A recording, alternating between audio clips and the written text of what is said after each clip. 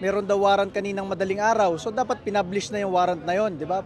Parte sa proseso na kung merong warrant of arrest, edi ipinablish na dahil public document yon.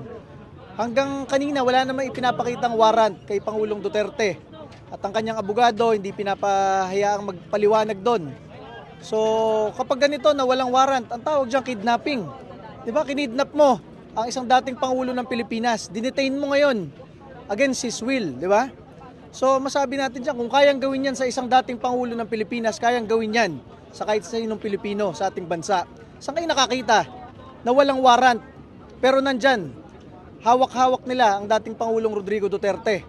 Kahit si Senador Bongo ayaw papasukin. Diba? Ang tinatanong lang naman natin, nasan yung warrant of arrest na sinasabi nila? Ang balita, may pinakitang red notice. Notice lang yon. Ang talagang nag-i-implement ng mga ganyan ay yung mga local police.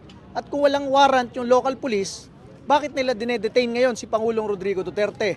Dapat ang mga taong bayan ay magpuntahan dito at mag-Facebook Live dahil para makita na mas maraming Pilipino ang ginagawa ngayon kay Pangulong Rodrigo Duterte. Ang ginawa lang naman ni Pangulong Rodrigo Duterte sa kanyang 6 na taon, pinroteksyonan niya ang mga ordinaryong Pilipino laban sa mga durugista at kriminal. Ngayong panahon na ito, ang daming napapatay, nagagahasa, nabibiktima, walang ibang nagsasalita. Dahil walang ganong kamay na bakal ang gobyerno ngayon. Yung kamay na bakal ginagamit nila para sa pinakamamahal ng Pilipinas, Rodrigo Duterte. Galing lang siya sa mga Pilipino sa Hong Kong, talagang nag-iiyakan doon ang mga Pilipino. Sana nakikita ninyo kung anong ginagawa ngayon kay Pangulong Rodrigo Duterte, ang pinakamamahal ng mga Pilipino. Siya po ay nakadetain dito ngayon against his will. Nandiyan po, senador natin, Senador Bongo, ayaw papasukin. Magdadala lamang ng pagkain. Di ba? Ng pagkadiktador ngayon. Yun ang masasabi natin kung walang rule of law. Kung merong warrant of arrest, edi sana pinablish na yung warrant of arrest na yon. Bakit walang pinapakitang warrant of arrest? Nag-a-announce lang, meron, nasaan?